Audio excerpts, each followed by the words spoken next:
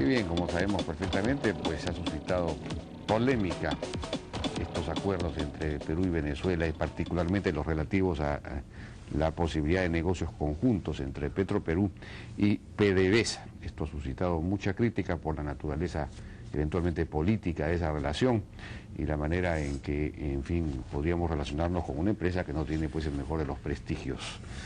Estamos con Alfonso García Miró, presidente de CONFIEP, que dicho sea de paso ha sido crítico, duramente crítico de estos acuerdos.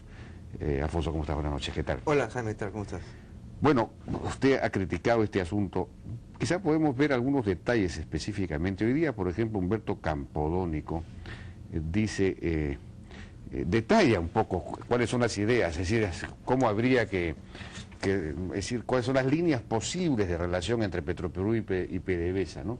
Una de ellas es lotes, la operación de Petroperú en los lotes del occidente de Venezuela, lo que ellos llaman campos maduros, que producen 20.000 a 30.000 barriles diarios. Se trata de una inversión que no es de riesgo, porque el lote ya está produciendo, y esa es la idea de las inversiones que hagamos con PDVSA.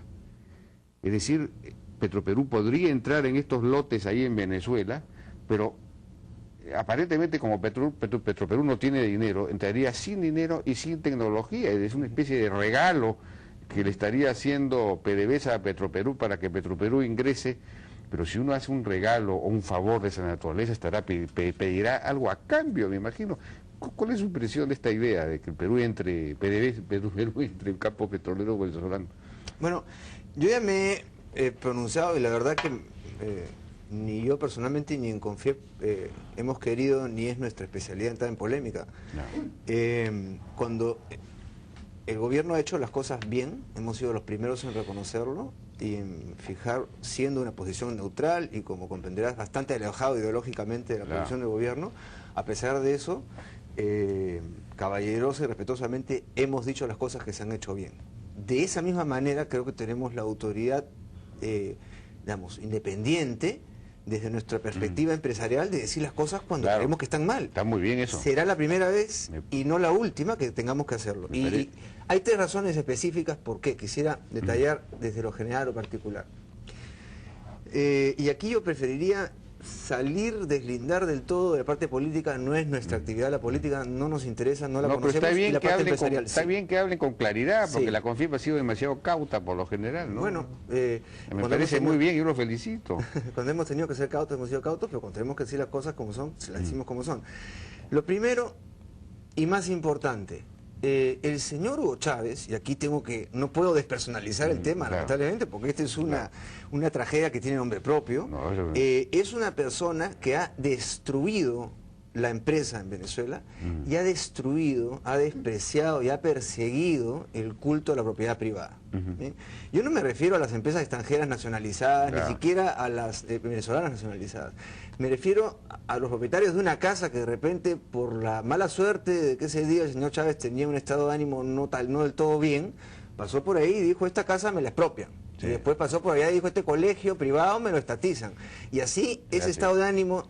Y ese es el señor Chávez de Venezuela. El señor Chávez de Venezuela domina PDVSA, domina las empresas de transporte, domina las empresas de consumo, domina todas las empresas en Venezuela. Domina el Parlamento, la Corte Electoral, el Poder Judicial, todo. Entonces, tener a un puente tendido de cualquier naturaleza y nada menos que el buque estandarte que usa para extender sus relaciones con los países con los que quiere tener algún tipo de hegemonía, tender un puente con ese buque estandarte que se llama PDVSA hacia el Perú y no poner la voz de alerta a los empresarios peruanos, que nos solidarizamos con los pocos empresarios venezolanos que quedan, para advertir que nosotros no queremos que se haga con los empresarios peruanos lo que este señor ha hecho con los venezolanos.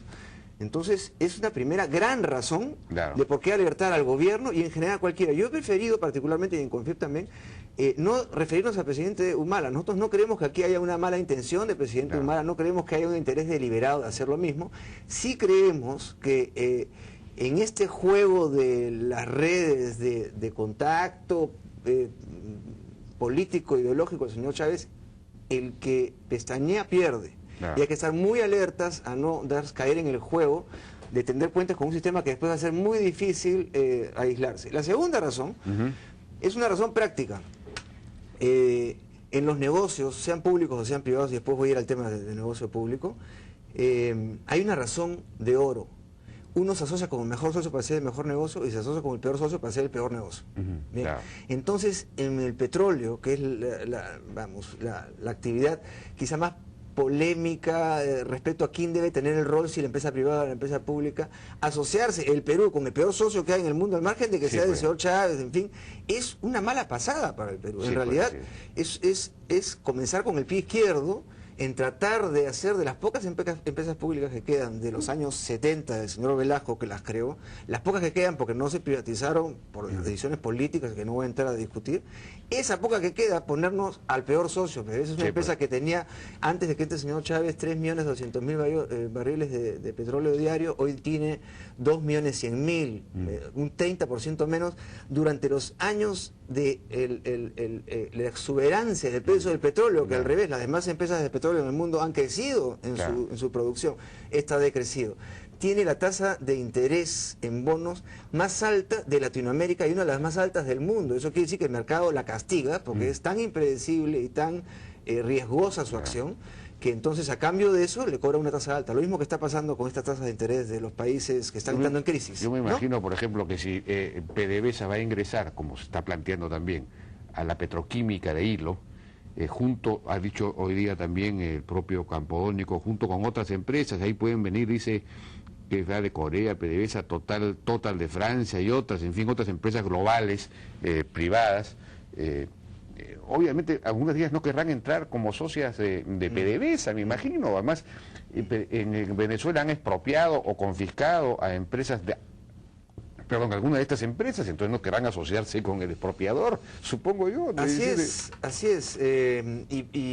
Viendo el mismo tema de PDVSA, todos el personal, era la empresa pública más satisfactoria, más exitosa de Latinoamérica antes que el gobierno del señor Chávez entrara en el poder. Hoy día se ha desafiliado de la bolsa, no tiene estados financieros auditados de ningún tipo, tiene un aporte a un fondo que controla el propio presidente Chávez para girar cheques para las decisiones más políticas y casi en función a su estado de ánimo.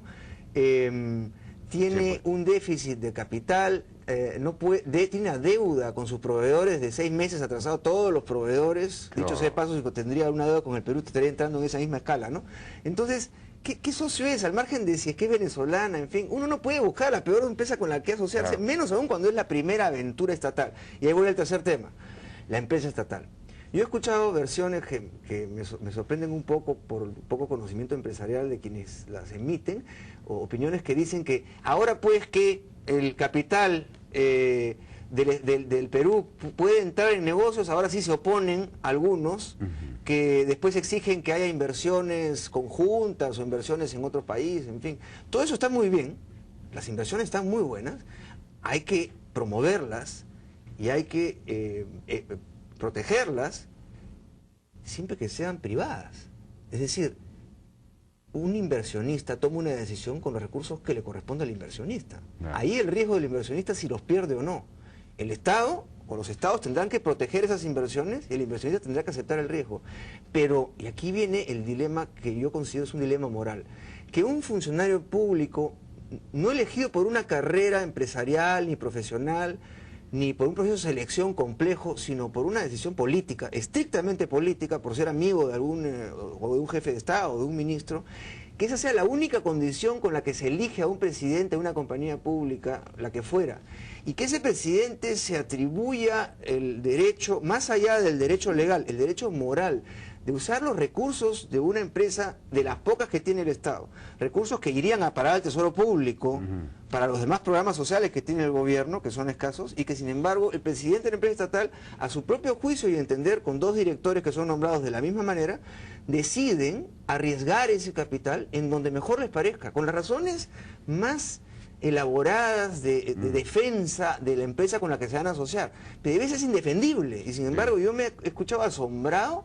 versiones maravillosas, cada una mejor que la otra, de lo que podría ser PDVSA en el mundo, ¿no? Entonces, Sí, pues. claro, de eso no se, así, de esa manera, o sea, con esos argumentos no se puede discutir en realidad. Además, ¿no? se supone que Petroperú, si es que quiere repotenciar, convertirse en una empresa muy grande, importante, que en fin, ese es un objetivo con el que uno puede discrepar, pero ya que lo tienen, efectivamente quieren ir a la bolsa, ¿no? Y para eso necesitan un gobierno corporativo, pues, de primer nivel y todo lo demás. Un gobierno corporativo de primer nivel, una empresa seria, no podría asociarse con PDVSA, ¿no? No, y tenemos también el tema del acceso al financiamiento. PDVSA no tiene acceso al financiamiento. Al poco financiamiento que tiene, al 11%, hace inviable muchos proyectos. Entonces, claro, es muy astuta la decisión de asociarse con otras empresas que tienen acceso a financiamiento más barato. Petroperú se puede financiar al 6 o 5% hoy día. Y con ese pretexto, usar la capacidad de financiamiento de las empresas con las que se asocia para hacer lo que PDVSA no puede hacer directamente. Pero es una mala utilización de una empresa peruana para un beneficio de una empresa pública venezolana que no lo puede hacer por su propio mérito, ¿no? Entonces, nosotros discutimos ese dilema moral, nada más. Más allá de que tenga la capacidad legal para hacerlo, es la capacidad moral. Ahora, Petroperú tiene un proceso de inversión muy importante por 1.300 millones de dólares para la repotenciación de refinería de Talara, en donde le faltan enormes cantidades de recursos para poder lograr conseguir ese dinero. Mi pregunta es, ¿cómo puede estar un empresario público buscando nuevos horizontes en el Orinoco cuando no puede financiar la única refinería que tiene para procesar los combustibles en el Perú? Además, esa es la pregunta. Sí, pues. Y por otro lado, hay el asunto de, por ejemplo, dice Campodónico que en lo que se refiere a PDVSA en el Perú, dice que pueden ir a la cuenca del Marañón, ahí podemos asociarnos con ellos, pero nuestro planteamiento es que Petroperú no puede asumir riesgo exploratorio, por lo que tenemos que conversar con ellos para ver cómo sería. Entonces se supone que PDVSA va a poner la plata nuevamente, y también la tecnología. Entonces, ¿cuál es? Pero, digamos, y en la petroquímica también. La pregunta es, ¿por qué no se licita? ¿Por qué no se licitan esos lotes y que la mejor oferta gane? ¿Por qué no se licita la petroquímica en el sur? ¿Por qué hay que escoger a dedo así a más socios que son políticamente complicados, ¿no? Sí, el señor Campodónico ha estado 3 días en Venezuela procesando y llegando a detalles en las negociaciones que no conocemos. Por cierto, los demás peruanos, debiera el señor Campodónico más bien explicar que ha estado haciendo 3 días en Venezuela con recursos de los peruanos para desarrollar todos estos megaproyectos. Suena un gran empresario el señor Campodónico. La única pregunta es cuándo lo ha sido y cómo ha sido nombrado, bajo qué proceso de selección. Ahora, yo no dudo que es una persona honorable y que tiene muy buenas intenciones, pero no creo en este caso que vaya a tener éxito en su aventura empresarial con dinero de todos los peruanos. Y cuando creemos que hay algo que está mal, lo vamos a decir con todo el derecho y la capacidad que tenemos de poder opinar libremente en el Perú. Obviamente habrán otras personas que tienen opiniones distintas a quienes respetaremos también, pero cuando hay algo que tenemos que alertar, lo vamos a hacer. Muy bien, Alfonso García Miró, presidente de Confip, gracias por su participación en la hora ahí. Vamos a una pausa y regresamos ahora con Patricia Magluf para tocar otro tema que hemos venido desarrollando en este programa, que es el asunto de la tendencia a la desaparición de algunas especies marinas muy caras a todos nosotros, como el lenguado y otras más. ¿Qué está pasando y qué se puede hacer? Regresamos.